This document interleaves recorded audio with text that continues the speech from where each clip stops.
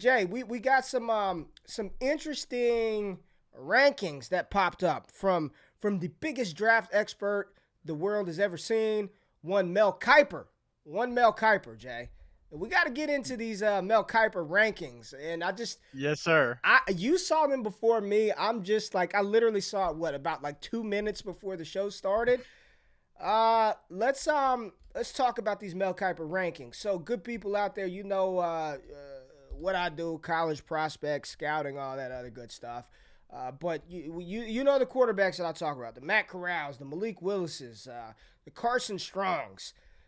Mel Kiper says, no, not so fast. None of those guys are QB1 in this 2022 class.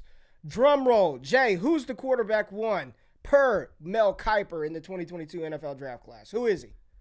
It is quarterback from Pitt, Kenny Pickett. Pickett. Kenny Pickett. He said he's making a leap, not unlike Joe Burrow from 2 seasons ago. He's literally comparing him to a player that kind of came out of nowhere. You know, if you watch the SEC a lot, you kind of saw Joe Burrow's ascension a little bit in his second season or his first season in LSU, then ultimately to explode. Kenny Pickett, though, I'm curious your thoughts, Ray, because I'm sure you've watched him more than I have, which is all of 0 snaps, because I don't watch Pitt, mostly watch the SEC or the Big Ten. So what are your thoughts on Kenny Pickett? I know that you talked to him a little bit in a video already this week, Yeah. so I'm curious how you feel about him. Yeah, man, I'm impressed. I'm gonna just keep it a bean. I'm impressed with Kenny Pickett. Now, Pickett's been at Pitt for a long ass time. He's been there since 2017, so he's a super senior, as they're calling him now, 5th-year senior, super senior.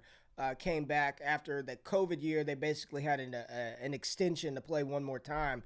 But the first person I really saw talking about Kenny Pickett, no lies, my boy Jared Wackerly from the Dynasty Nerds. And I mean, 2 years ago, he was telling me, Ray, this Kenny Pickett, man, he can play. And I'm just like, bro, he's Pitt. He's a Pitt quarterback. I'm not worried about that. But he continued to develop. And right now, I think on the season, he's almost at like 70% completion percentage. He's got 23 touchdowns to only 1 interception. Absolutely shredded Clemson. And Clemson's got NFL defenders all over that defense. I don't have him as quarterback one. I personally still prefer Matt Corral. I still prefer Sam Howell. And I still believe I prefer Malik Willis, although I'm not as bullish on Malik Willis as others. I still think he's super talented, tier 1 quarterback prospect in the class for me. But Kenny Pickett is right below those guys. I do think that he is one of those players that can push for that top spot. And clearly Mel Kiper, listen, say what you want about Mel and his draft predictions. We all are terrible at predicting draft capital except me. At least I'm pretty good at it, right? But I'm not going to have Kenny Pickett at number 1. Now, at 2, Kiper does have Matt Corral. Desmond Ridder, 3. Big-time disagreement there. Desmond Ridder, I don't think he's going to go in the first round. And if he does, he's a player that I'm staying far away from. Reminds me of E.J. Manuel. I don't want Desmond Ridder. I'm not a fan. He's got Malik Willis at 4, Sam Howell at 5, but he's got my guy Carson Strong down at 7, but behind Phil Jerkovich, or however you pronounce his name, but he's got Carson Strong down there at 7, and then he's got Jaden Daniels, the quarterback out of Arizona State, who I don't think is going to declare for the 2022 NFL Draft, down at number 10, and there is a glaring omission. His quarterback 1, everybody's quarterback 1 is no longer there, Jay. Who is it? Spencer Rattler omitted. He literally says in his notes, you'll notice Spencer Rattler's removed from the list. It's tough to keep him in the top 10 when he's not playing.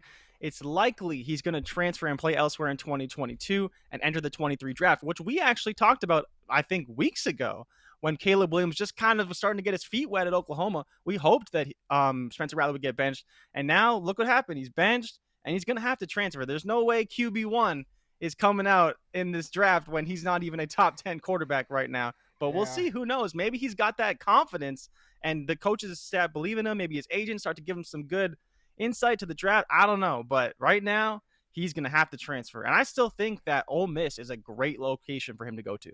Ugh. Oof. Ugh. I don't even want to see it. Apparently, Lane Kiffin is lobbying for the USC job, so that may not be as desirable. Legitimately, not even kidding. Matt Bruning, how about that Desmond Ridder love from Mel Kiper? Smart.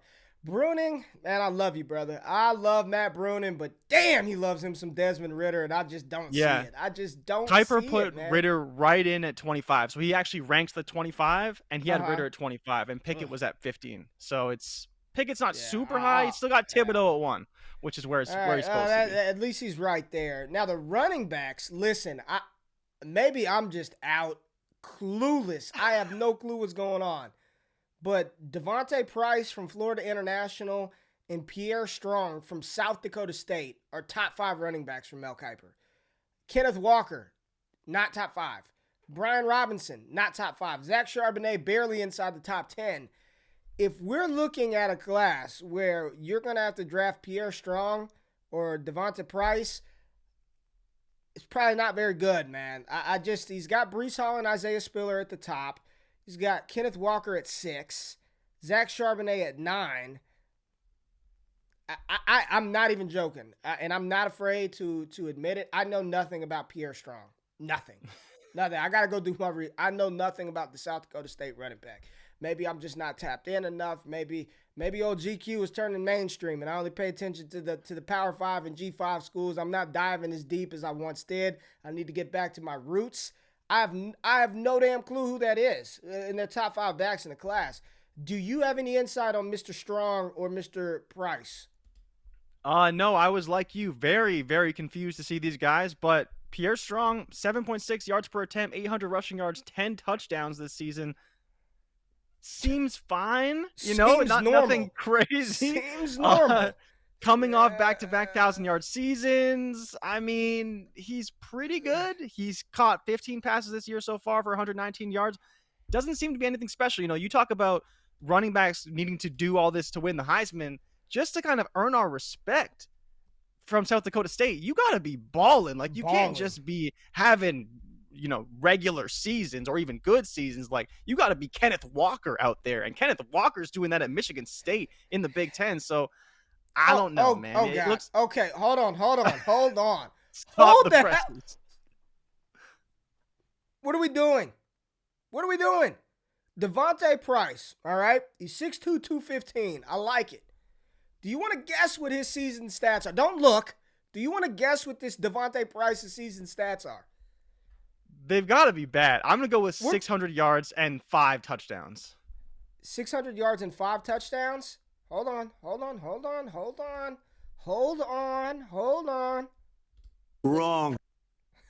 Wrong. Mr. Price on the season has 586 yards. I was so close. At Florida International. He is a 5th-year senior. Come on, Kiper. That's bad. Bro. That's bad. 5th-year seniors. Just listen to that's this. some kind of respect. And this is no shade to Mr. Price. Maybe he's a fantastic player. Last year, 85 carries, 581 yards, 4 touchdowns. 5 catches, 14 yards. The year before that, 50 carries, 249 yards, 0 touchdowns, 10 receptions, 49 yards. The year before that, because he is a 5th-year senior, 94 carries, 578 yards, 5 touchdowns. In his freshman season, 15 carries, 131 yards, 0 touchdowns. So he's having a career year, 587 yards and 7 touchdowns, and he is Mel Kiper's number 3 running back overall in the 2022 class. What? Listen. That's insane. Listen, I love Bets TV. Love y'all. ESPN, if y'all need a draft analyst to fill in, come holler at me. GQ will get you taken care of. Make sure y'all tweet ESPN. Let them know that we just want to see a good product out there. We can work out some sort of agreement to help you out because this is absolutely asinine. And Matt Bruning said he should be RB. He should be RB0. Like this is insane to have him ranked ahead of Kyron Williams, Kenneth Walker, and Brian Robinson. It's madness. It's madness. Well, you think about it, like Muhammad Ibrahim at 8 with an Achilles injury, I would still take him over that guy because of what he's done, what we've seen him do. It's just crazy. Bro, give me the best fullback in the country. I mean, go to Wisconsin, Give me a big white fullback, Jeremiah Hall out of Oklahoma. and I'm taking him. No, I need a white fullback, man. They bang. I need somebody that's gonna pave the way. I need somebody that's gonna pave the way. They You bang, want Peyton bro. Hillis? I want Hillis. I want Devin Hester. Not Hester. Devin Hester. Jacob Hester from LSU. I'm dating myself. Jacob Hester. I need a banger. I need a physical player. Hard with the cut on the nose and the blood coming down. I need one of those guys. All right, let's take a look at his wide receivers real quick before we get out of here. Hey, hot takey, but I like his number one receiver. I love his number one receiver because it's my boy. Y'all know who it is, Jay. I dropped the stats on you yesterday and your mind was blown. Big Drizzy, Big Drake London, wide receiver 1, 79 catches, 1,003 yards, and I think 5 touchdowns on the season. Dude, and he's dropped probably 11 passes, so he could almost be at 100 receptions through 7 games. Insane. Drake London 1. I like it, Mel. Mel, we're on board here. 2 and 3. I mean, Jameson Williams and Jahan Dotson at 2 and 3. What are we doing? I like Jameson Williams. I like Jahan Dotson. They're not 2 and 3. Garrett Wilson and Chris Olave 4 or 5. I just think people, when they hear Garrett Wilson, they automatically put Chris Olave right next to him. Like, that's just natural. I don't make the rules, right? Garrett Wilson, you got to have Chris Olave right there. Chris Olave is not top 5 for me. You got Treylon Burks at 6, David Bell at 7, Pickens at 8, Tolbert at 9, Ross at 10, and Ross and Mechie tied at 10. Treylon at 6, don't like it. Jameson and Jahan at 2 and 3, not really there. But I don't mind the players in this top 10 list. Just the order is all kind of out of whack. So personal preference right here. What do you think about the receivers? I liked it. I was surprised to see him bring Dotson down. I believe that when he put out his initial list, Dotson was actually his number 1.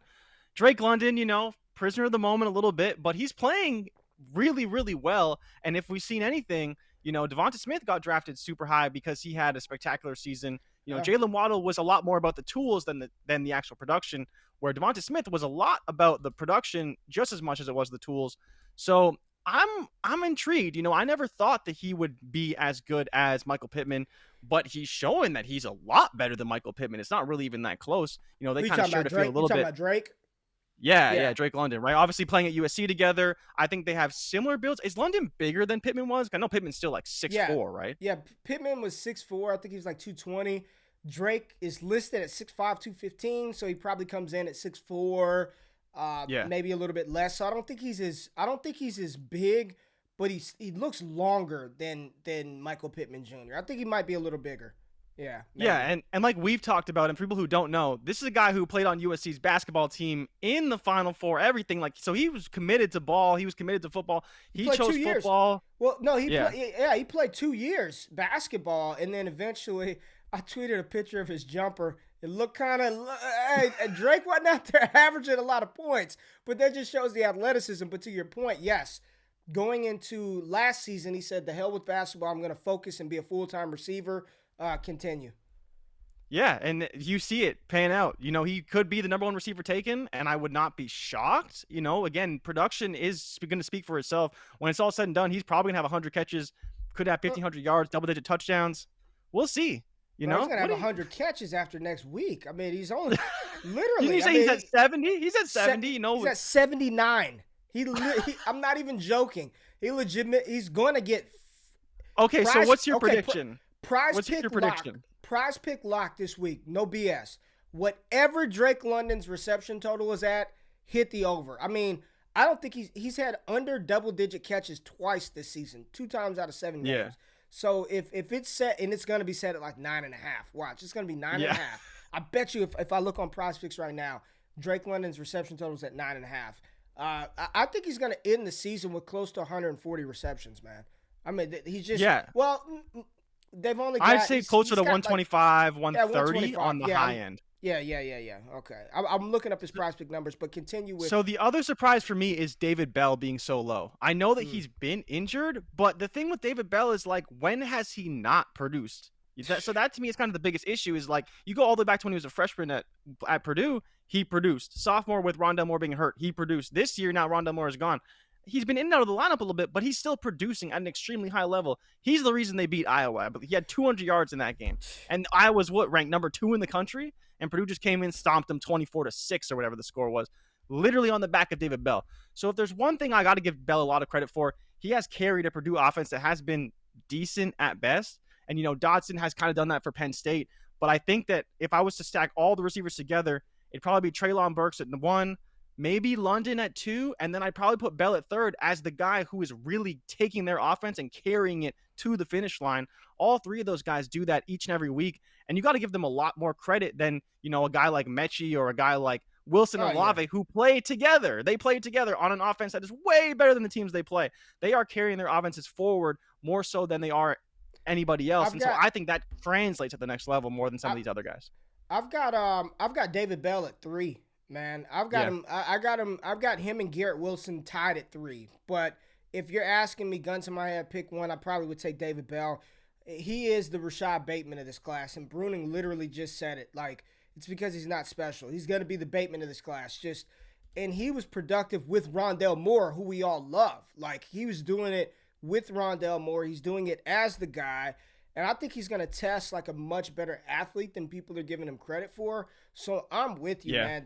To have David Bell behind Jamison, I'm not going to argue Bell behind Wilson. If you're telling me right now Garrett Wilson's a better receiver than David Bell, I'm not going to argue you on that one, right? Like, that's fine. But there's no way in hell I'm taking Jahan Dotson or Jamison Williams ahead of David Bell. It's not happening, bro. Like, would I take Dotson over Olave? Would I take Williams over Olave? It's like one of the, maybe. It depends on what you need, because they do different things, right? I think at that point you're picking a skill set to fit your scheme, where Bell is in the class of potential alpha or like high-end beta type of status. And that's why I think he's head and shoulders above those guys. Pete, like, I think he's going to be that dude from this class, man. Like, listen. Yeah. When you're just talking, like, I think London and Burks are special. They're just big and fast. They're big and fast as hell, man. Like, you can't do that. Like, Drake London, and we talked about it yesterday. You're seeing Mike Evans comps. You're seeing Vincent Jackson comps. You're seeing Brandon Marshall comps. I think that's Drake London. Treylon Burks, some people are saying Andre Johnson. I've been maintaining Josh Gordon. Like, he reminds me of Josh Gordon. David Bell, just maybe he is like Justin Jefferson, bro. Just like, and Jefferson, he's a great route runner, but he's not like special. I mean, he tested well, but he's just great, man. He's just awesome. So I love David Bell. But yeah, we had to start off with the Kiper big board. Jay, let's get into the world's. Let's see this. Where would be the best fit for David Bell in the NFL? That's tough. That's so hard to answer. Man, off the top, he reminds me of a 1-for-1 replacement for Michael Thomas. Like, if the Saints were if the Saints were done with Michael Thomas and they wanted to move on and find a receiver for the future, I keep seeing like Chris Olave mocked to New Orleans, and that works if Michael Thomas stays. But if they get him out of there, I could see him being a one-for-one replacement for Michael Thomas. I could see him playing across from Devonte Adams. I could see him being a great compliment to Stephon Diggs. You know what I mean? I think he's a player that could be what everybody wanted Gabe Davis to be. I could see him being a fantastic fit with the Washington football team across from Terry McLaurin. Yeah. Those just off the top of my head. Maybe even the Carolina Panthers. Well, Carolina drafted Terrace Marshall. They drafted Terrace Marshall. He's done nothing so far. But I could definitely see him being like a one-for-one replacement for some of those teams.